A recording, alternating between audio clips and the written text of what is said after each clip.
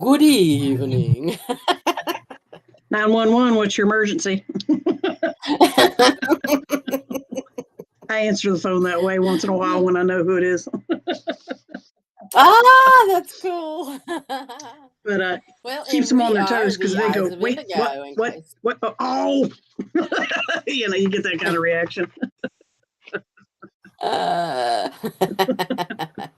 Yeah, Joe's Pool Hall, 8 Ball speaking. That's right. Margot's mortuary, you stab them, we slab them. I love morbid humor. The lighter side of being dark. Ooh, Yes. I just came up with the book title for our novel when we're someday done with the podcast. The darker side The of lighter being side light. of being dark. Oh, the other way. Okay. The darker side of being It's light. a 2-part series. I was We'll going to flip say it the that next. works too. The darker side of being light. Awesome. Hi guys, we're I'm on making the air. We are Eyes of Indigo. I'm Margot. This is Iris beside me. Welcome to the show.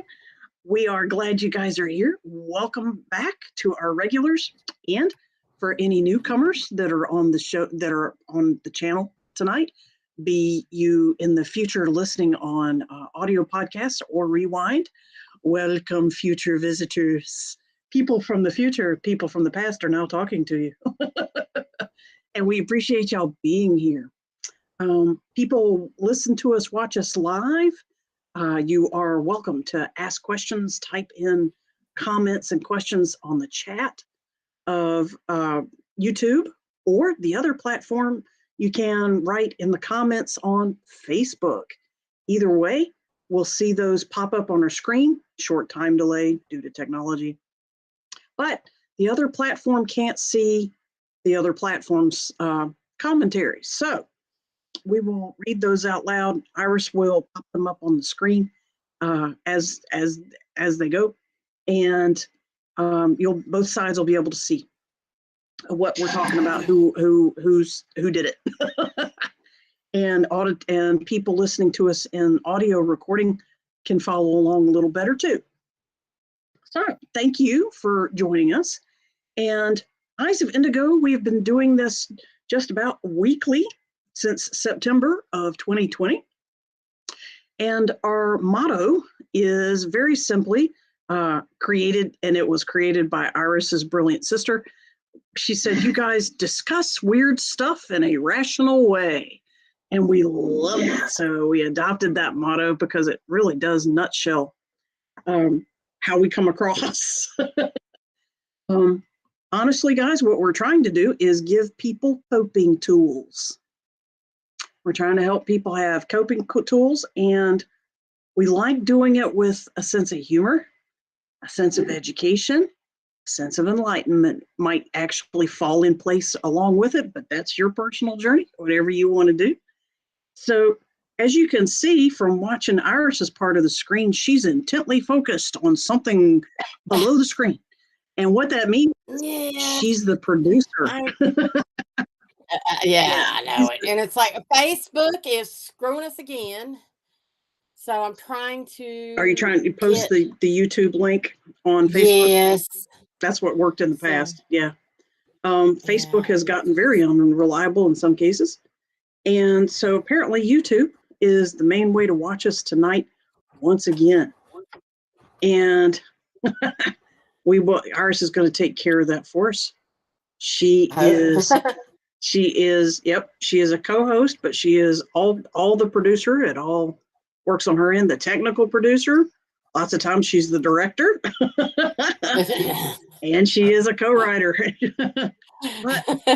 Sorry about that. I did not mean to. I heard you talking about I knew the cue. Oh, good. Thank you. I see. I'm doing multiple. I'm reading and I'm trying to talk and I'm trying to.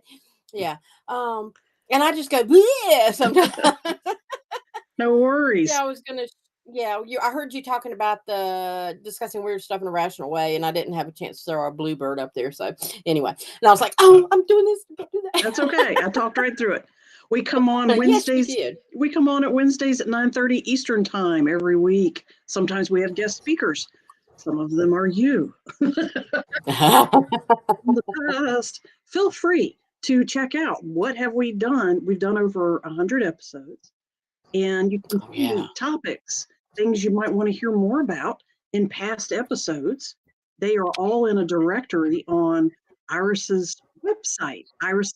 Which reminds me, I've got to update it. Oh, I don't have the newest ones up, but That's all yeah, it's right. pretty up to date. They got plenty.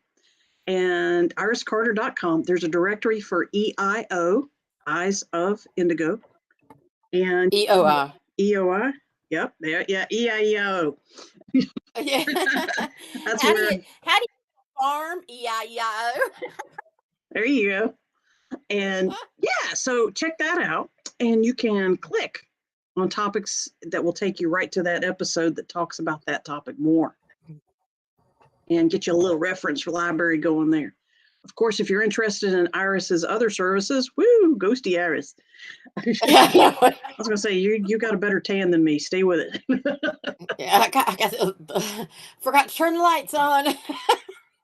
No Yeah, the worries. lights are on and nobody's home. It's kind of the opposite. I'm here, but Lights did not make the cut. I am sitting in the dark.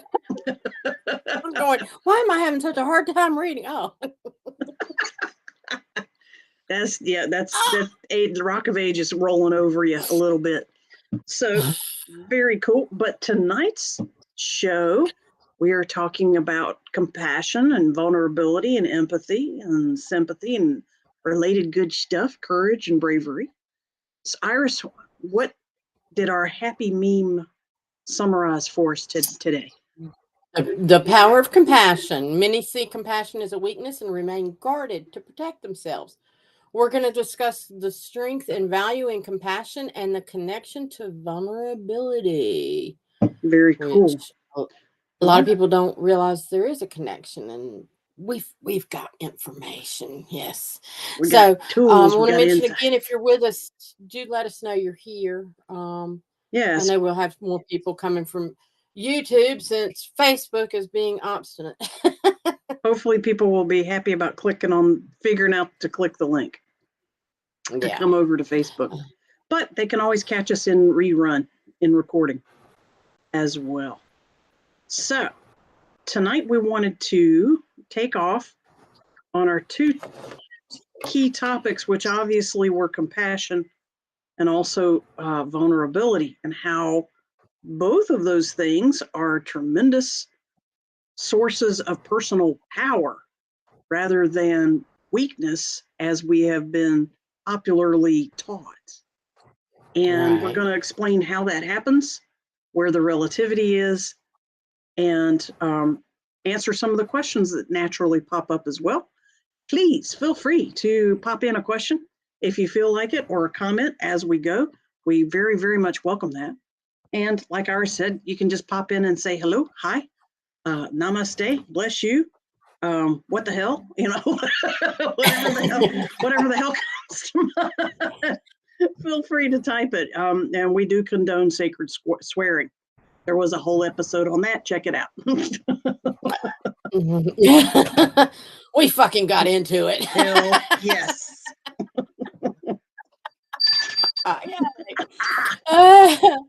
Okay.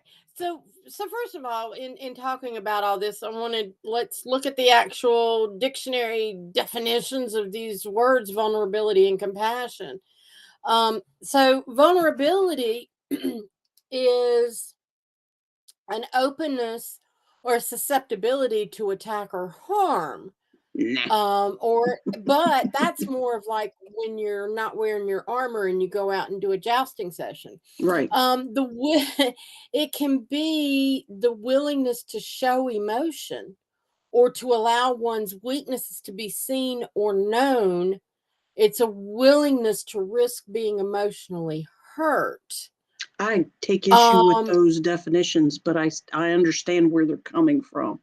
Yeah, and I think the first part of it, the willingness to show emotion, Period. or to allow one's weaknesses to be seen or known. Just because people see them or know Mhm. them doesn't mean that they're that they're Gonna go able after to them. penetrate through that. Yeah. Right.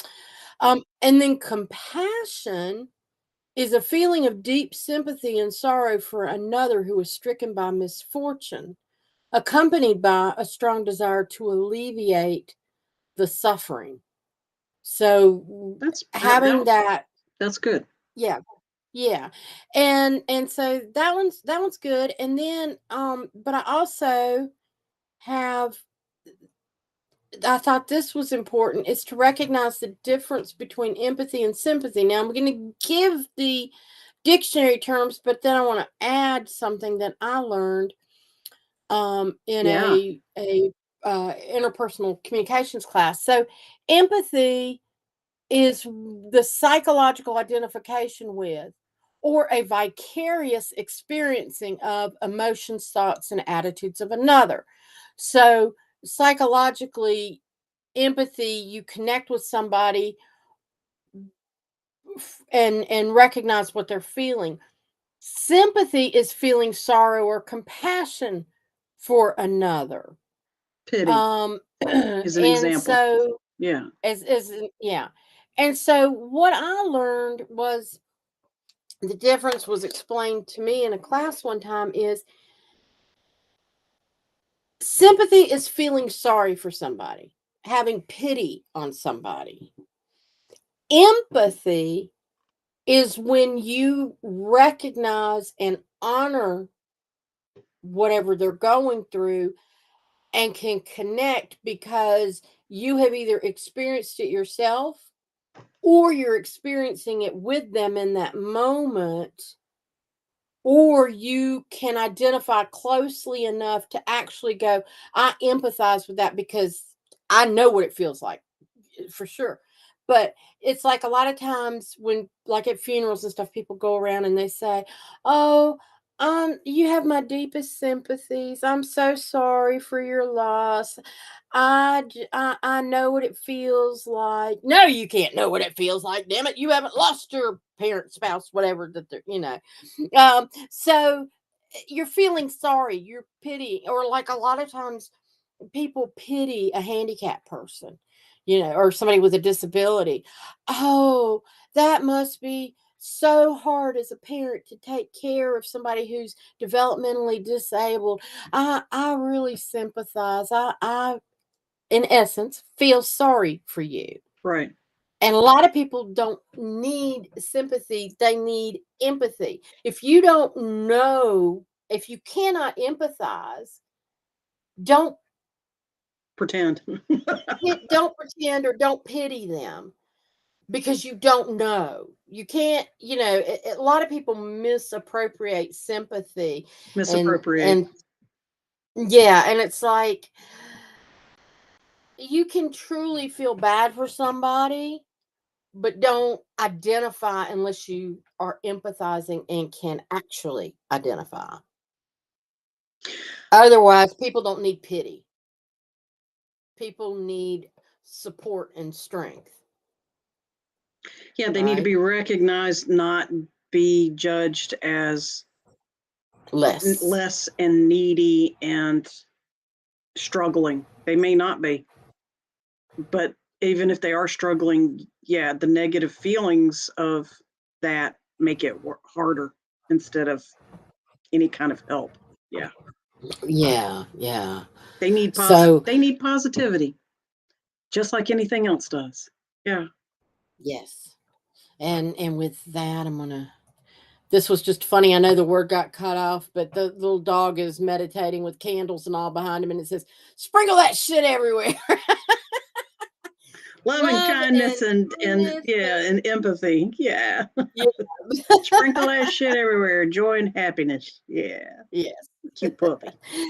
So, anyway, um, which I guess kind of brings us to there was a woman in doing some we knew some of this stuff and then we were doing research to back up to share with y'all and I found um a website by a woman named a Dale Darley, DALEDARLEY.com.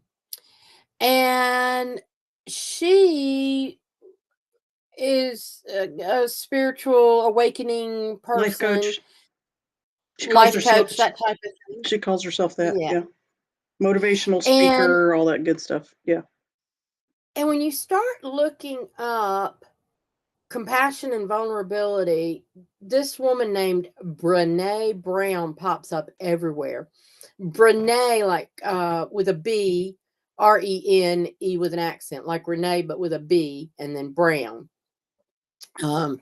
And she did a TED talk on the power of vulnerability. But in Dale Darby's Darley.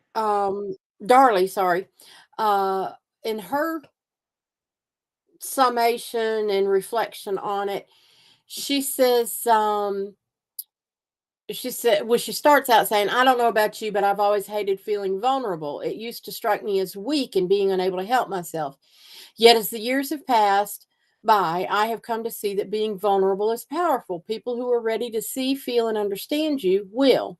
And you will see, feel, and understand the world in a different way, which will open the door to greater compassion. Brene Brown talks about the power of vulnerability, so this is nothing new.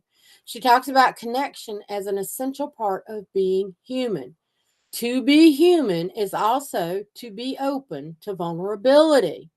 And then she quotes Brene, vulnerability is not winning or losing. It's having the courage to show up and be seen when we have no control over the outcome. Vulnerability is not weakness, it's our greatest measure of courage. And I liked what Dale says further down. She said, she talks about things that happened in her life, and she says, learning that these were lessons that happened for me and not to me in the show called life helped me to deal with my stuff. These things have helped me to become more of me, if that makes any sense. None of this stopped me making rubbish choices, and it took a sledgehammer from the universe to finally convince me that all of my experiences are just that, experiences, lessons in my human life and part of the journey back to the light. And when I could see that the beauty was in the spaces between the experiences and that these did not define me, then I was able to share my vulnerability because it was no longer shameful. And we just dealt with guilt and shame in our last show, which I think is just a beautiful sentiment, and to recognize the connection between, people talk about courage and strength But they don't and the word vulnerability. right. And so being vulnerable takes courage to open yourself up and to connect with other people. To take the risk. Yeah. That takes bravery and courage. Yeah. Yes. Yeah. Yes.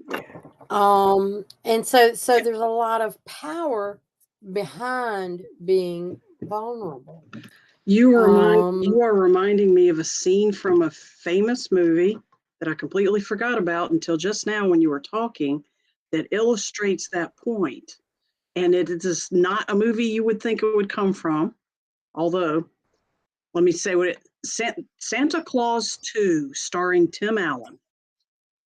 In the second movie, he has to have a Mrs. Claus. He has to get a wife. mhm. So he goes back to his extended family in the United States because he lives at the North Pole. He is Santa Claus, and he has to get a wife. So he goes back to his son and his son's mother and her husband. They're all friends now. And he stays at their house, and they try to hook him up with dates. He has to get a wife in less than a month.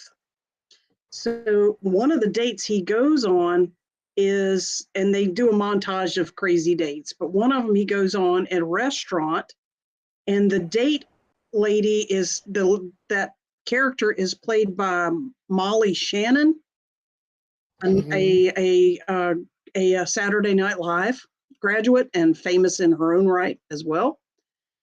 She is super bubbly and bright and shiny and has a beautiful blonde wig, and she wears a big old Christmas sweater and Christmas jewelry and has jingle bells on her ears. And she says, "Oh yeah, I like Christmas." And he's like, "Really, you do? That's very interesting to me." And she's like, "Oh, she said, "I do. And I'm all into the production, and I'm going to write my own play and Broadway and blah, blah, blah, blah, blah.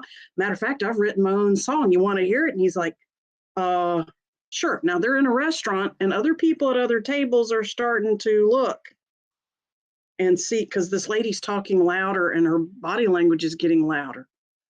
And she gets up and starts singing a Christmas song that she invented. And it has a, it's based on Shania Twain, a song, Feel Like a Woman. And she changed it to I Feel Like Some Christmas. And it's funny, but she sings it, and Molly Shannon has a good singing voice. And she's singing a cappella. And she sings her made up words, and she's doing the gestures, and she's doing the jazz hands, and she's rocking like this, and she's standing up and dancing beside the table. And Tim Allen is going, ah, and he's shrinking away. Eventually he freezes, and she finishes singing with a big woo, and and slaps herself in the ass, And it's Molly Shannon. Classic Molly Shannon. She does awkward comedy.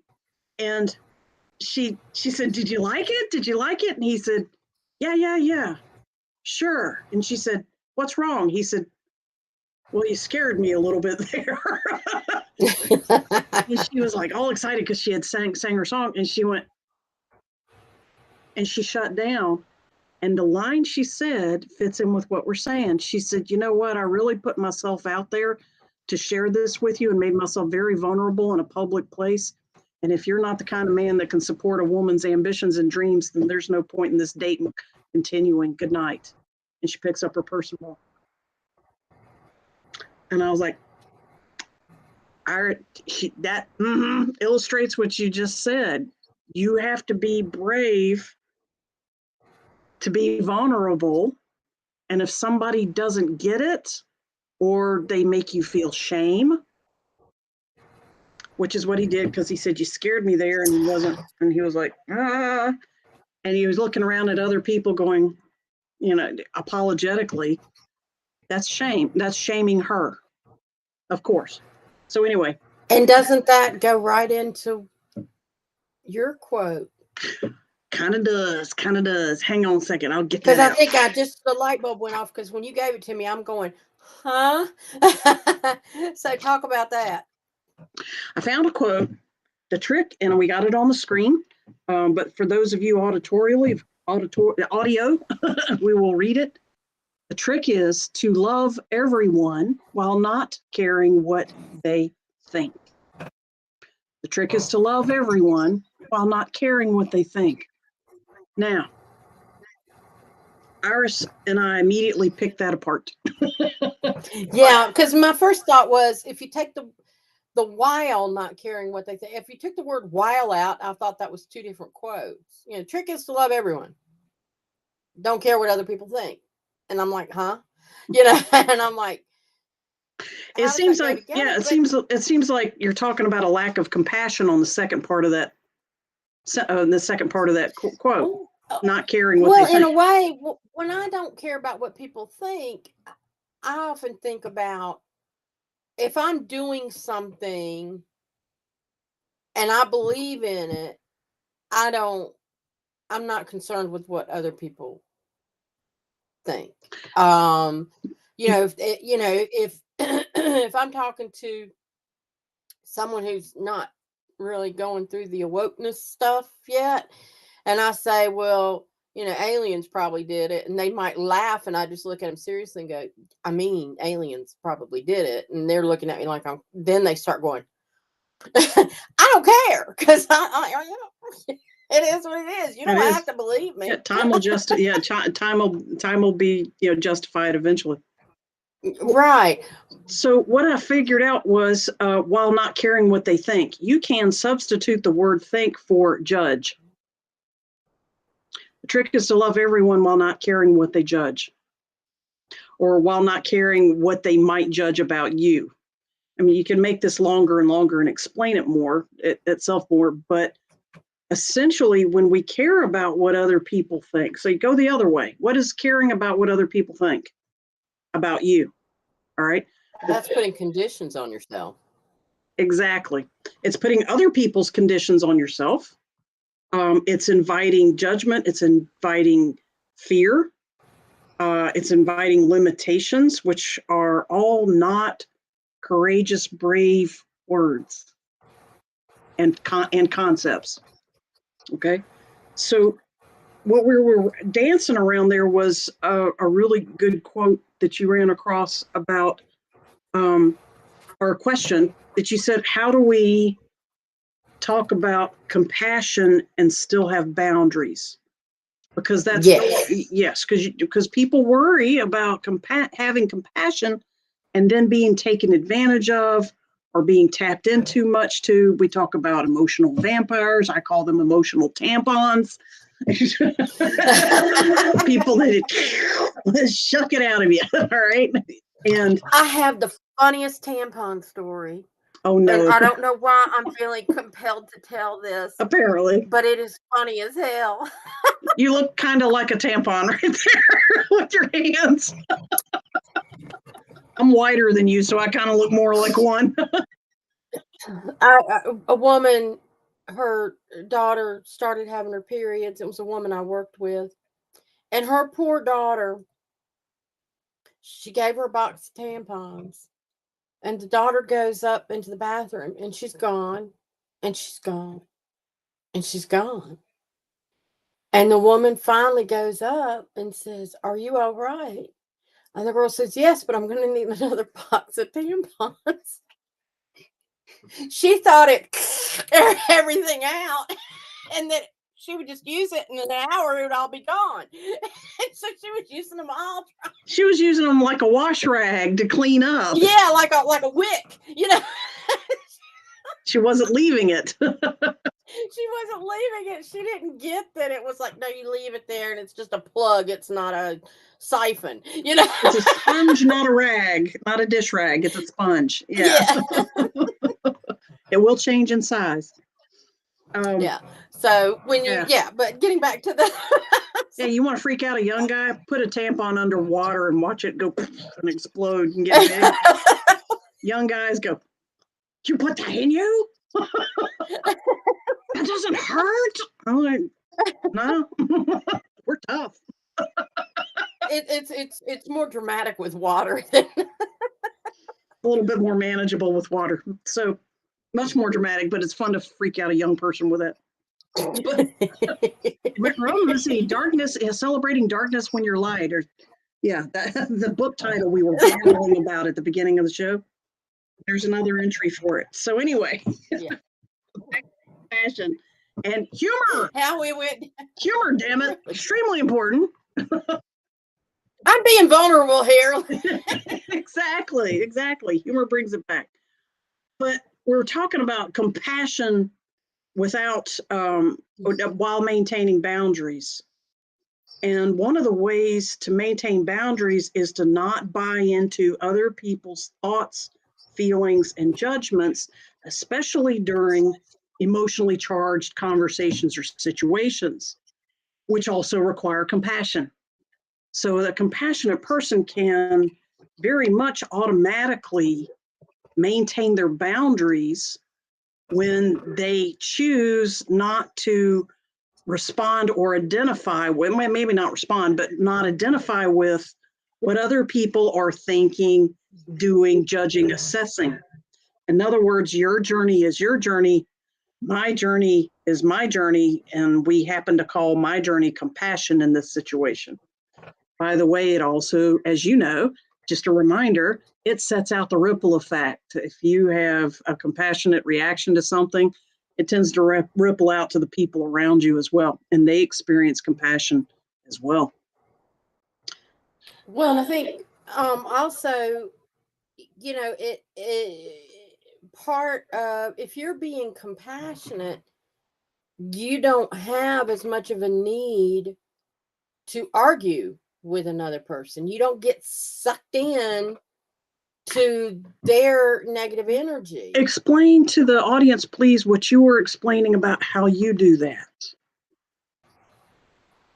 Oh, yeah. That's all right.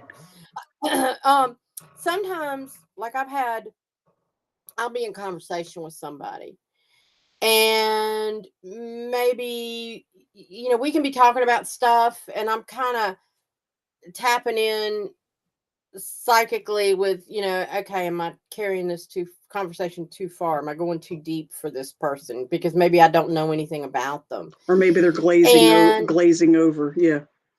Yeah, or they're, it's like they'll be talking and they're agreeing with me and stuff. And so, like, a lot of times when people are talking, I'll take it to the next level and I'll keep inching up to see how far awake they are. And so sometimes all of a sudden I'll see the person kind of look like I might I might issue a phrase or something that just, what was the one I did the other day? A woman was talking about, I said, I said, I don't know how you believe, but I really believe strongly that people come into our lives for a reason. And, and we were talking about like ex-husbands and things like that, and the things that we learn from them. And she kind of went, hmm. And I said, we kind of learn lessons that help us grow. And I could see that was about as far as I was going to push her. She got it and she appreciated it. But I could tell I'm not going to push her any further because she's got everything up until that point. And it really had nothing, well, it did have sort of what we were talking about, what she wanted to do and in her life and that sort of thing. And so I said, so then I went and I just kind of flipped the conversation back to where we were going to begin with, rather than continuing to push it, because I knew she was I didn't want to, yeah, she maxed out and wasn't gonna, and I felt like there was a lot of opening between both of us. We both were kind of vulnerable in our discussion. And even when she left, there was a couple of things, and Dale and Jeannie, I know you're watching. I even gave her two of the tidbits that you gave during your workshop about how we shouldn't forgive other people. Well, not that we shouldn't. I hate using that word, but I'm paraphrasing. But basically, forgive ourselves, but thank the other person for being in our lives. And I talked about that with her a little bit, to bring us those lessons. And there was another one, and it went right out of my head. But anyway, by the time she left, she was going on and thanking me for the service I had, helped her write her resume and all this stuff. And she said, I have learned so much, both professionally and personally.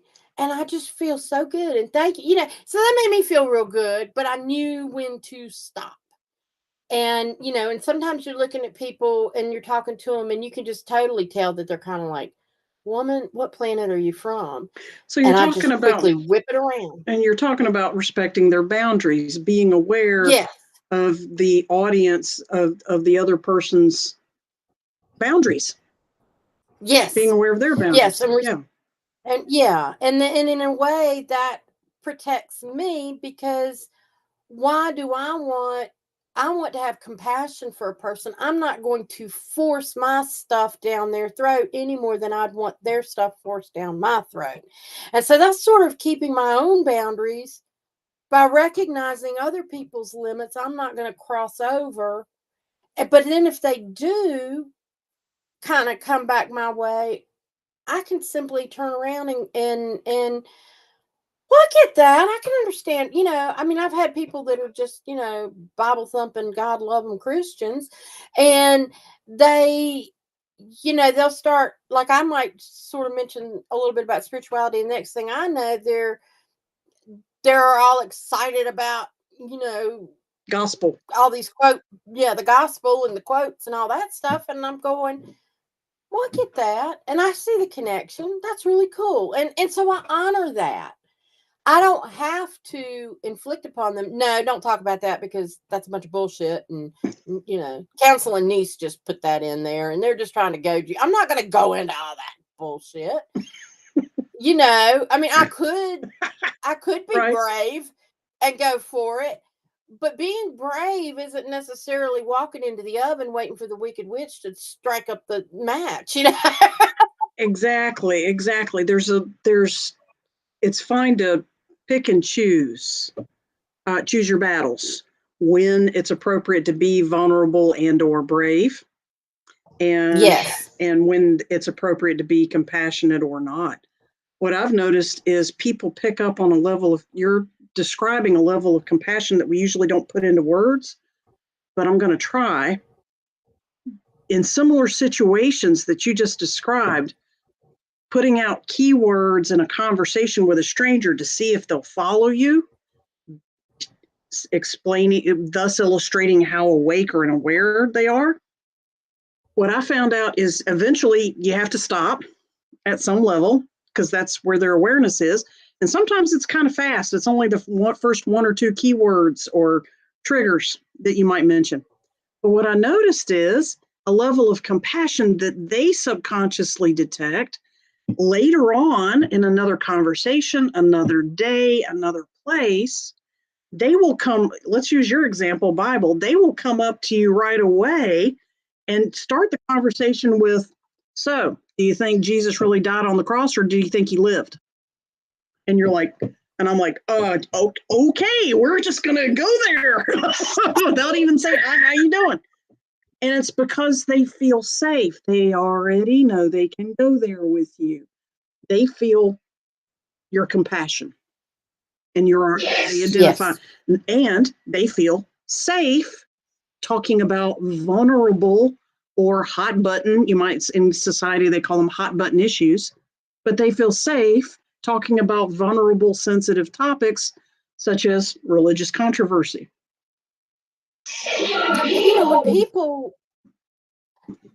When people don't know something, they feel the most vulnerable. I mean, think about fear. Yeah, they reject what they don't know because they are afraid and think vulnerable is a weakness. Yeah. Or students in a classroom when the teacher asks a question and they automatically go, don't pick me, because they feel vulnerable. Oh, she's going to find out I don't know the answer, and then I'm going to get in trouble. They think they have a penalty. Yeah. Right. Vulnerability is a fear of a penalty. Yeah. I just got that. That just popped in my head. Vulnerability is actually a fear of a penalty, real or imagined. Yes. Yeah. Yes. And so you tend to protect yourself and that sort of thing. But, it's like two warriors that meet each other. Well, if you put your sword down, I'll take a chance, and then the other guy puts his down, and maybe they put their shields down, and then they drop, and then they end up talking, having beer, talking and drinking a beer together or whatever, because they're willing to give a little bit to find the commonality. And so requires vulnerability. Yes. You and I dropping those keywords to lead people into deeper conversations, that's actually you and I expressing low levels of vulnerability. But at the same time, we're not afraid of what they think either. If they suddenly go, oh, you're one of them. I am, and I wear it proudly. Yep. And I voted for Trump too. Suck it up. Well, no, I haven't said that to people, but yeah. If they go, oh, you're one of those, I just say, yes, I am. I am a tree hugging peacemonger. Suck it up. And they're like, not much you can say back. Yeah. Well, what's interesting too is watching how, all these for 2 years now, people have been called conspiracy theorists and all this stuff that, Conspiracy and so researchers, you kind of truthers. had to test out. Yeah, you had to kind of test out other people and go, which side are you on? Which side of the needle are you on? Which TV And, yeah, which newscast do you watch? and now the conversation is switching to recognize that the conspiracies were true. And suddenly that's not a bad word anymore. And people are They're more and spoiler more alerts recognizing. now. They're no longer conspiracies. They're now spoiler alerts. Yes, Go dig up yes. go dig them up and you'll find out they're all predictive and or true. Yeah. Yeah. And so, but there was a big sense of vulnerability in trying to find out who are my people. I feel alone, and I know there's got to be other people that are seeing the same things I'm seeing, and finding your little tribe. Yeah. And then once you do, okay, I'm safe here, but I got to be careful, and people being fearful of going to the store with a mask or without a mask, and you never know who was going to yell at you for doing which, and those kinds of things. All of those are vulnerabilities. But when we Division have creates compassion, that. it Right. doesn't matter. Right. Yeah. So And if we can recognize and see the big picture too. Sorry, I want to oh throw no, that no, yeah, out. no, you're right. We wanted to wrap into the value of the big picture. Please expound on that. Well, we are not always able to see the big picture. And sometimes When you're psychic, somebody you who's, can. well, yeah, true. But if you're not, if you're somebody that's still trying to figure out this vulnerability compassion thing, and how can you have compassion for a murderer? How can you have compassion? And it was fascinating. One time I went to um a prison to see somebody put to death by injection, lethal injection. Yeah. And I was working for a newspaper, and I got the lottery draw. Woo! They do a lottery draw to see. And I was like, first time, and I was like, I'm in a little small town paper. I had no real reason to go other than morbid curiosity. And I put my name in the pot, and it got drawn. A lot of people were pissed at me. And I'm like, so I go, and it was a fascinating experience. And the guy who was being put to death, he had murdered his sister-in-law and his wife and injured his mother-in-law, I think it was. And so when somebody's being put to death, they can have their family there, and the victim's family comes. If they want. The thing was, the victim's family sat with his family Because they because were they the were same all family. they were the same family, and they were comforting each other, and all of them were talking to him through the glass. You couldn't hear him, but I could read lips pretty well because I worked with so many deaf people. I learned to read really, and in fact, I was having to tell the people from NPR and the AP Press what he was saying because they They couldn't didn't figure it read out. it. They didn't. Wow. They should have hired you. Yeah. And I was like, well, didn't you get what he was saying? No, I didn't. What was he saying?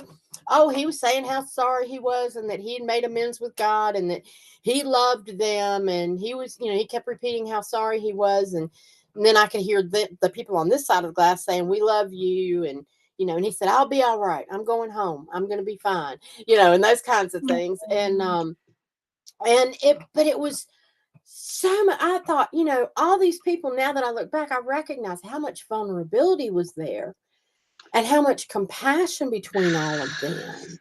Oh yeah. And Excellent examples. and yeah, and so, and everybody, I mean, even the guy from AP who had been there for many other executions, he said, I've never seen anything like this in my life. And it was really a huge spiritual experience for me, and to look back on. I've been wondering why it keeps sticking with me, besides being that It morbid keeps curiosity applying now. to But your life. yeah, and so, you know to have somebody that got so angry and felt so fearful of losing his wife and being so angry she was with her family, and that's why he murdered her, and her sister got in the way, and it was all kinds of rage.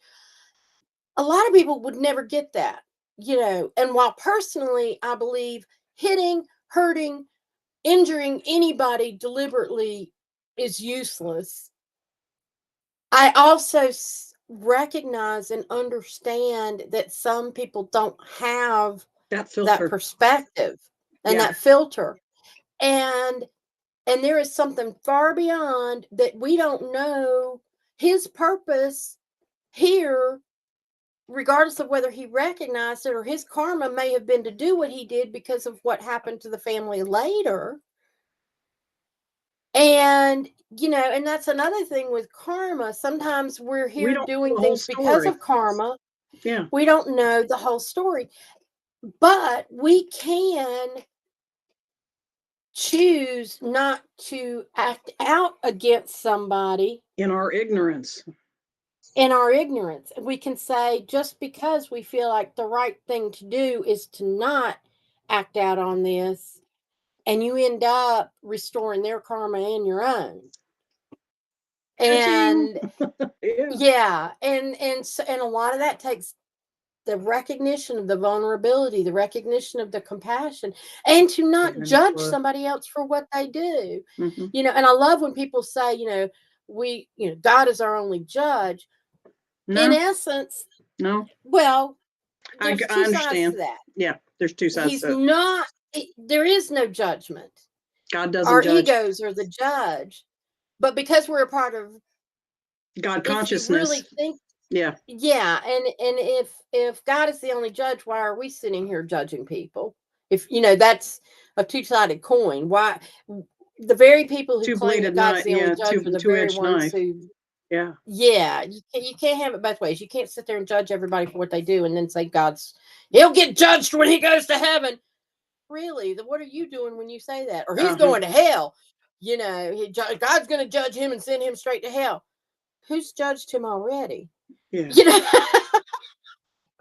that kind of thing. That's ego talking. And So tying this back to and vulnerability and compassion. Go ahead. recognizing that people do things that are Traumatic, horrific, dramatic, horrific.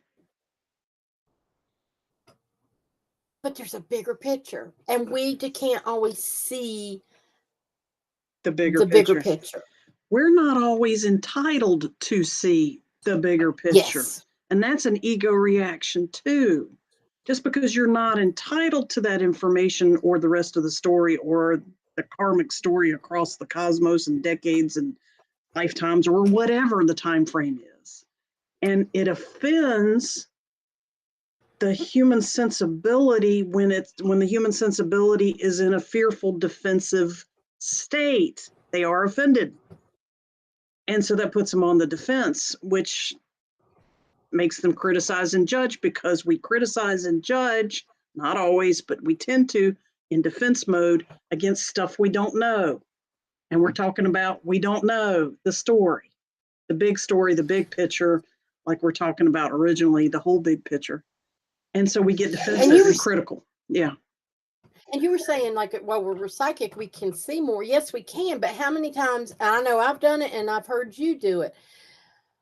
You'll go, you'll be getting the communication, and then it's like, well, what does that mean? Or what does that mean? Or why did that happen? Or whatever. And it's like, that's not important. Keep going. Oh. We hear that a lot. Yeah. You don't need to know. They don't need to know. Let it go. Or whatever. There'll be some phrase in there that it's like shades of communication that are much too sophisticated for English language or human thought. So there's nuances and devices in that communication style that we can't identify quite yet, because we don't know how to communicate as a race of beings. We don't know how to communicate like they do. So sometimes they'll say things or triggers or comments or make transitions or bring in symbology that you're like, how did you, okay. never mind. They said, never mind. And so you just don't mention it. But it's a part of It's the the bigger same picture. thing. Later on, it But even sometimes in means something later. Yeah. and even in life, there are things that we heard when we were kids that totally went right over our heads. And as adults, we're going, "Oh my God, I can't believe they said that in that movie or whatever." In that And song, perhaps.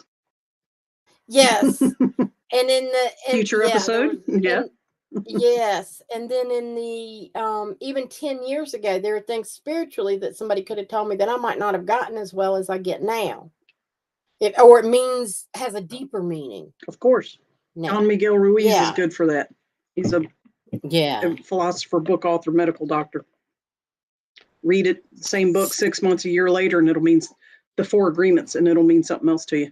Look, fudge fudgies. Picture on the screen. We don't have to agree on anything to be kind to one another.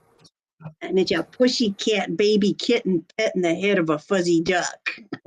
And they're being nice to each other. And they have nothing in common besides Yeah. being fuzzy. Yes. They're both a little yellow. True. True. So, yeah, that's a cute. But then on the flip side, sometimes I think I should try to be more compassionate and understanding, and then you start talking. We got to remember we're only human.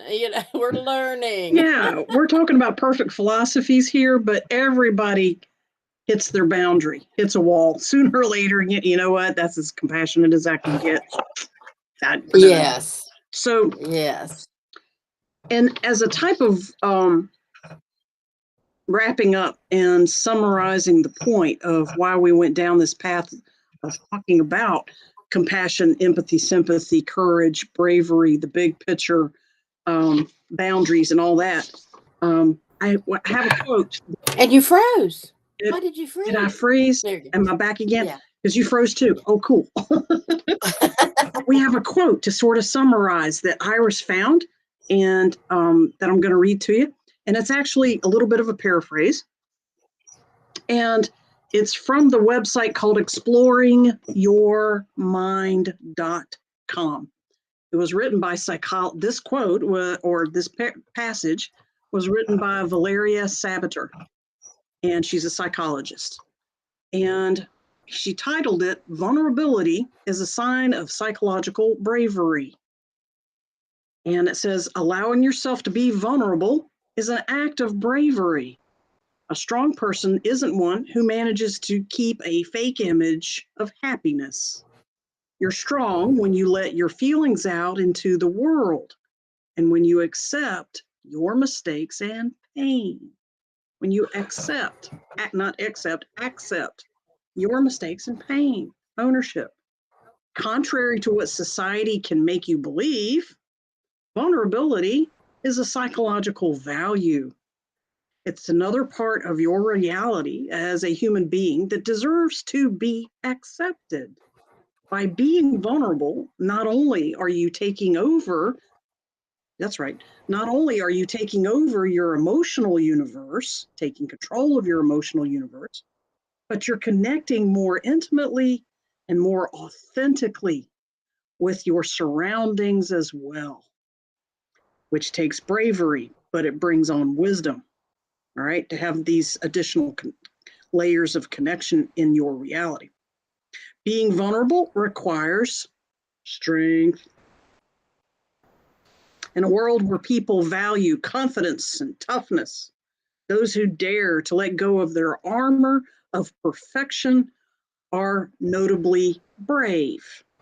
Vulnerability isn't a sign of weakness. It's worth remembering that vulnerability isn't synonymous with indisposition, and it isn't a lack of strength or courage. Instead, it's another side to the human character. Essentially, it's a part of your nature that makes you sensitive towards your own needs. It also lets you empathize with other people's pain and emotional realities. And we thought that that was a real good summary for what vulnerability is as Yes. a strength. It's a personal power. People who can be vulnerable with almost anyone are very much respected in their communities and in their circles. A situation that sometimes in similar conversations in my years past, people are like, oh yeah, what about a child or a baby being vulnerable and making, abstract, personal comments or whatever, that they could open themselves to criticism. Well, for starters, they're brave to open their mouth because once you get past the age of 3, somebody's going to come back at you people are going to come back at you when you say a triggering comment. All right. So they're still stepping out when they're 5, 6, 7, 8, 9, 10. Little kids are still being brave. 2, the most likely people to come back at them are actually their peers. Their peers will confront them with stuff, or brothers and sisters, siblings will come back at them with stuff.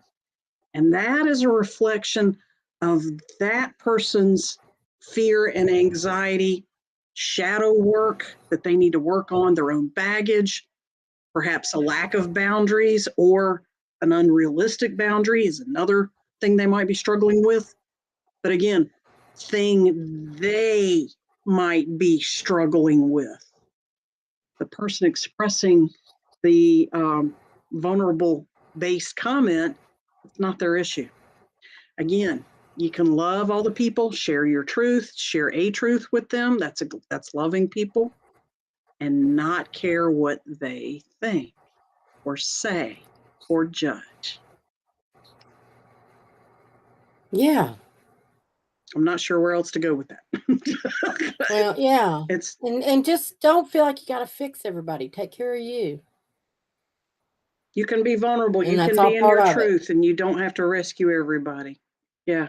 Yeah. Yeah. Yeah. Let them live their truth too. Yeah. When you're So coming from heart, you are courageous and brave. Yeah. Yeah. So hope that helps folks and gives some insights and thoughts and that sort of thing. Didn't get a lot of questions, but people are still hanging with us, so that's a good sign. Yeah. Facebook kind of slowed us down, but we'll work on that. Or Facebook will. Yeah. I don't know why I thought it looked good tonight that it would go through, and then it just choked. Yeah. So, all right. So, coming up in March, we're done with February shows. March 1st, next week, we're going to have special guest Nicole DePaul with us. And she's the one with Om Sweet Om Yoga. And she is going to talk about, I'm trying to look at the exact. Yeah, because she said there's 8 limbs of yoga, I believe, the Ashtanga. Something I'm not real familiar. She's going to explain it all to me for sure. So I'll to be all of us. interested in hearing. Yeah. And then on March 8th, we're going to talk about the voices in your head, talking to yourself. Self-talk, and judging your head. Yes. Don Miguel Ruiz. Yep. And March 15th, we're wrapping up the chakras thread with Violet. That's your 7th chakra, even though there's really like 13 and then there's even more, but there's did millions. The primary 7.